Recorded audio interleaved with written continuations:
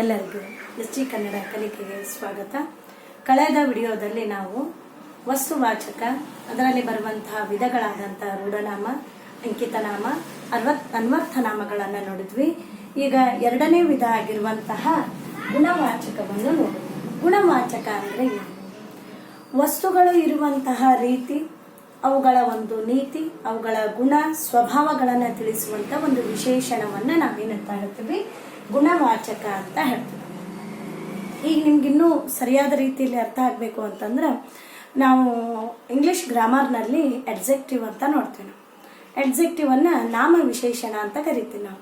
ಅದರ ಅರ್ಥ ಅಲ್ಲಿ ಇರುವಂತಹ ನಾಮಪದದ ಒಂದು ವಿಶೇಷತೆಯನ್ನು ಹೇಳುವಂತಹ ಒಂದು ಗುಣಕ್ಕೆ ನಾವು ಗುಣವಾಚಕ ಅಂತ ಗುಣ ಹೇಳ್ತೀವಿ. ಉದಾಹರಣೆಗೆ ನೀವು ಇಂಗ್ಲಿಷ್ ಗ್ರಾಮರಲ್ಲಿ big house, beautiful house, beautiful tree, ಈ ಥರ ನಾವು ಉದಾಹರಣೆಯನ್ನು ಹೇಳ್ತೀವಲ್ಲ, ಅಲ್ಲಿ ಬ್ಯೂಟಿಫುಲ್ ಅನ್ನುವಂಥದ್ದು ಸುಂದರ ಅಂತ ಹೇಳ್ತೀವಲ್ಲ, ಅದು ಸುಂದರ ಅಂತ ಹೇಳುವಂಥದ್ದು ಆ ವಸ್ತುವಿನ ಒಂದು ಗುಣವನ್ನ ತಿಳಿಸುತ್ತೆ ಅಂತ ಹೇಳ್ತೀವಿ.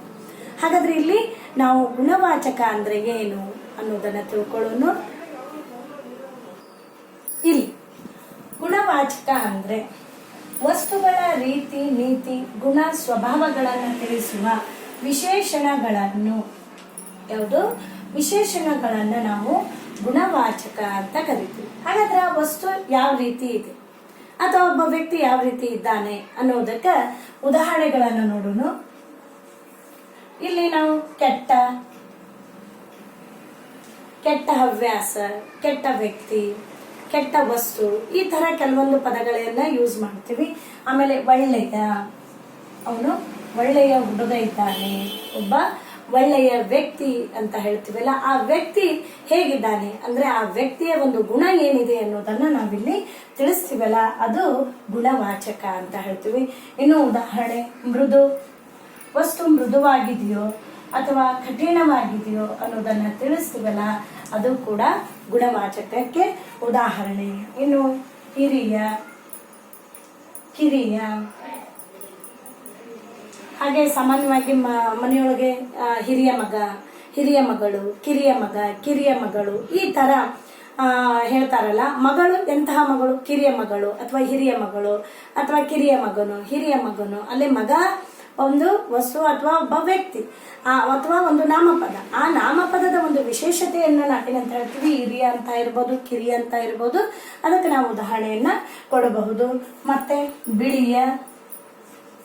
ಬಿಳಿಯ ಕೊಡೆ, ಕರಿಯ ಕಂಬಳಿ, ಹೌದು. ಆಮೇಲೆ ಸಣ್ಣ ವ್ಯಕ್ತಿ, ಸಣ್ಣ ಪ್ರಾಣಿ, ಸಣ್ಣ ಪಕ್ಷಿ, ದೊಡ್ಡದು, ಈ ತರ ಉದಾಹರಣೆಗಳನ್ನ ನಾವು ನೋಡ್ತೀವಿ. ಈಗ ಕೆಂಪು ಬಟ್ಟೆ, ನಾವಿಲ್ಲಿ ಗುಣ ವಿಶೇಷಣಗಳಿಗೆ ವಿರುದ್ಧಾರ್ಥಕ ಪದಗಳನ್ನು ಕೂಡ ನಾವು ತಗೋಬಹುದು. ಇಲ್ಲಿದ್ದಾವೆ ನೋಡ್ರಿ ವಿರುದ್ಧ ಪದಗಳು: ಕೆಟ್ಟ, ಒಳ್ಳೆಯ, ಮೃದು, ಕಠಿಣ, ಹಿರಿಯ, ಕಿರಿಯ, ಬಿಳಿ, ಕರಿ, ಹೌದು, ಸಣ್ಣದು, ದೊಡ್ಡದು. ಆನಂತರ ಬಟ್ಟೆ ಇದೆ, ಆ ವಸ್ತುವಿನ ಒಂದು ಸ್ವಭಾವ ಹೇಗಿದೆ ಅಥವಾ ಅದು ಯಾವ ರೀತಿ ಇದೆ ಅನ್ನೋದಕ್ಕೆ ಕೆಂಪು ಅನ್ನುವಂಥದ್ದು ನಾವು ಗುಣವಾಚಕವನ್ನ ನೋಡ್ತೀವಿ. ನಂತರ ದೊಡ್ಡ ಮರ, ಈ ತರ ಉದಾಹರಣೆಗಳನ್ನ ನಾವೇನ್ ಮಾಡಬಹುದು? ಗುಣವಾಚಕಕ್ಕೆ ಕೊಡಬಹುದು. ಅರ್ಥ ಆಯ್ತಲ್ಲ? ಒಬ್ಬ ವ್ಯಕ್ತಿ ಅಥವಾ ಒಂದು ವಸ್ತುವಿನ ರೀತಿ, ಅದರ ಒಂದು ಗುಣ ಸ್ವಭಾವವನ್ನ ತಿಳಿಸುವಂತ ವಿಶೇಷಣಗಳಿಗೆ ನಾವು ಏನಂತ ಹೇಳ್ತೀವಿ? ಗುಣವಾಚಕ ಅಂತ ಕರಿತೀವಿ. ನಂತರ ಮೂರನೇ ಒಂದು ವಿಧವನ್ನು ನೋಡೋಣ. ಸರಿ, ಮೂರನೇ ಒಂದು ವಿಧ ಸಂಖ್ಯಾವಾಚಕ. ಸಂಖ್ಯಾವಾಚಕ ಅಂದ್ರೆ ಸಂಖ್ಯೆಯನ್ನ ತಿಳಿಸುವ ಅಥವಾ ಹೇಳುವ ಶಬ್ದಗಳಿಗೆ ಸಂಖ್ಯಾವಾಚಕ ಎಂದು ಕರೆಯುತ್ತಾರೆ. ನಾವೀಗ ಸಂಖ್ಯೆಯನ್ನ ಹೇಳುವಂತಹದ್ದು, ಉದಾಹರಣೆಗೆ 1, 2, 3, 4, 10, 15, 20, 25, 35, 45, ಅನಂತರ 100, 1000, 150, 125, 135, ಈ ತರ ಸಂಖ್ಯೆಯನ್ನ ನಾವು ಹೇಳ್ತೀವಲ್ಲ, ಅಂತಹ ಶಬ್ದಗಳಿಗೆ ನಾವೇನಂತ ಹೇಳ್ತೀವಿ? ಸಂಖ್ಯಾವಾಚಕ ಅಂತ ಹೇಳ್ತೀವಿ. ಉದಾಹರಣೆಗೆ 1, 10,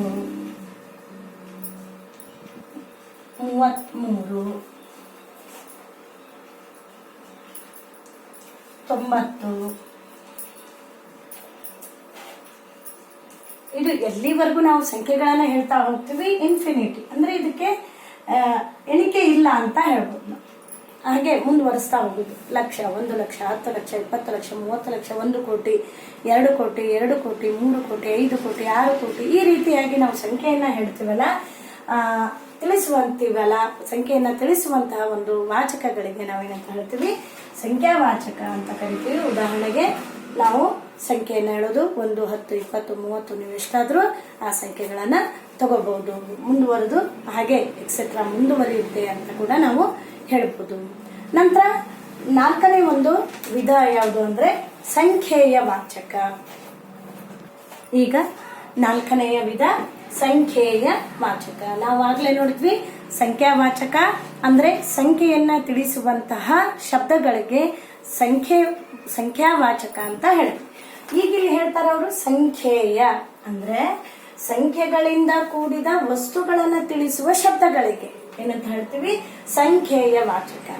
ಸಂಖ್ಯಾವಾಚಕದಲ್ಲಿ 1, 2, 3, 4, 10, 15, 20, 25 ಈ ರೀತಿ ಉದಾಹರಣೆಯನ್ನ ಹೇಳಿದ್ರೆ, ಇಲ್ಲಿ ಸಂಖ್ಯಾವಾಚಕದಲ್ಲಿ ನಾವು ಯಾವ ರೀತಿಯಾಗಿರ್ತಕ್ಕಂಥ ಉದಾಹರಣೆಯನ್ನ ಹೇಳ್ತೀವಿ ಅಂದ್ರೆ ಒಂದನೆಯ,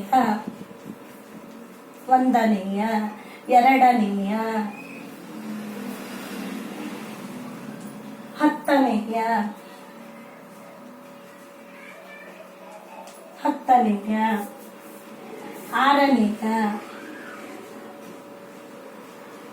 ಈ ರೀತಿ ನಾವು ಹೇಳ್ತಾ ಹೋಗ್ತೀವಿ.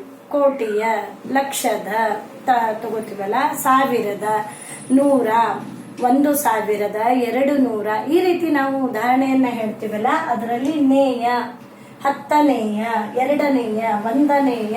ಉದಾಹರಣೆಗೆ ನೀನು ಎಷ್ಟನೇ ತರಗತಿಯಲ್ಲಿ ಓದ್ತಾ ಇದೀಯಾ ಅಂತ ಕೇಳಿದ್ರೆ ಮಕ್ಕಳು ಉತ್ತರ ಹೇಳ್ತಾರೆ, ನಾನು 2ನೇಯ ತರಗತಿಯಲ್ಲಿ. 2 ಅಂತ ಉತ್ತರ ಕೊಡಲ್ಲ ಅವರು. ಉತ್ತರ ಏನ್ ಬರುತ್ತೆ ಅವರಿಂದ, 2ನೇಯ ಅನ್ನುವಂತಹ ಉತ್ತರ ನಮಗೆ ಸಿಗುತ್ತೆ. ಹಾಗಾಗಿ ಸಂಖ್ಯೆಗಳಿಂದ ಕೂಡಿದಂತಹ ವಸ್ತುಗಳನ್ನ, ಇಲ್ಲಿ ಸಂಖ್ಯೆನೂ ಐತಿ, 1 ಅನ್ನುವಂತಹ ಸಂಖ್ಯೆ ಐತಿ, ಮುಂದೆ ಅವರು ನೇಯ, 1ನೇಯ ಅಂತ ಹೇಳ್ತಾರಲ್ಲ, ಅದಕ್ಕೆ ನಾವೇನಂತ ಹೇಳ್ತೀವಿ, ಸಂಖ್ಯೆಯ ವಾಚಕ ಅಂತ ನಾವು ಅದಕ್ಕೆ ಕರಿತೀವಿ ಅಂತ ಹೇಳ್ತಾರ. ಹಾಗಾದ್ರೆ ಇವತ್ತಿನ ಒಂದು ವಿಡಿಯೋದಲ್ಲಿ ನಾವು ಗುಣವಾಚಕ, ಸಂಖ್ಯಾವಾಚಕ ಹಾಗೂ ಸಂಖ್ಯೆಯ ವಾಚಕಗಳನ್ನ ನೋಡಿದ್ವಿ. ಹಾಗಾಗಿ ಉಳಿದಂತಹ ಇನ್ನು 3 ರಿಂದ 4 ಉದಾಹರಣೆಗಳಿದಾವು. ಆ ಎಲ್ಲಾ ಉದಾಹರಣೆಗಳನ್ನ ನಾವು ಮುಂದಿನ ವಿಡಿಯೋದಲ್ಲಿ ನೋಡೋಣ. ಇನ್ನೂ ಯಾರೆಲ್ಲ ನಮ್ಮ ಚಾನೆಲ್ ಅನ್ನ ಸಬ್ಸ್ಕ್ರೈಬ್ ಮಾಡ್ಕೊಂಡಿಲ್ಲ, ಸಬ್ಸ್ಕ್ರೈಬ್ ಮಾಡ್ಕೊಡ್ರಿ. ಈ ನಮ್ಮ ಚಾನೆಲ್ ಅನ್ನ SD ಕನ್ನಡ ಕಲಿಕೆಯನ್ನ ನೀವು ಪ್ರೋತ್ಸಾಹಿಸಬೇಕು. ನಮಗೂ ಕೂಡ ಪ್ರೋತ್ಸಾಹ ಮಾಡಿ ಮುಂದಿನ ವಿಡಿಯೋ ಮಾಡೋದಕ್ಕೆ ನಮಗೆ ಪ್ರೋತ್ಸಾಹ ಕೊಡಬೇಕು ಅಂತ ಈ ಮೂಲಕ ಎಲ್ಲರಲ್ಲಿ ಕೇಳ್ಕೊತಾ ಇದ್ದೀನಿ. ಮುಂಬರುವಂತಹ ಒಂದು ವಿಡಿಯೋಗಳಲ್ಲಿ ನಾವು 10ನೇ ತರಗತಿಯ LBA ಪ್ರಶ್ನೆಗಳನ್ನ ಹಾಗೂ 10ನೇ ತರಗತಿಯಲ್ಲಿ ಬರುವಂತಹ ಹಲವಾರು ರೀತಿಯ ವ್ಯಾಕರಣಾಂಶಗಳನ್ನು ಕೂಡ ನಾವೇನ್ ಮಾಡೋಣ, ನಮ್ಮ SD ಕನ್ನಡ ಕಲಿಕೆಯಲ್ಲಿ ನೋಡೋಣ ಅಂತ ಹೇಳ್ತಾ, ಪ್ರತಿಯೊಬ್ಬರು SD ಕನ್ನಡ ಕಲಿಕೆಯನ್ನ ಸಬ್ಸ್ಕ್ರೈಬ್ ಮಾಡಿ ಲೈಕ್ ಬಟನ್ ಒತ್ತುವುದರ ಮೂಲಕ ನಮಗೆ ಪ್ರೋತ್ಸಾಹಿಸಬೇಕು ಅಂತ ಹೇಳಿ ಮತ್ತೊಮ್ಮೆ ಮಗದೊಮ್ಮೆ ಎಲ್ಲರಿಗೂ ಕೇಳಿಕೊಳ್ಳುತ್ತೇನೆ. ನಮಸ್ತೆ.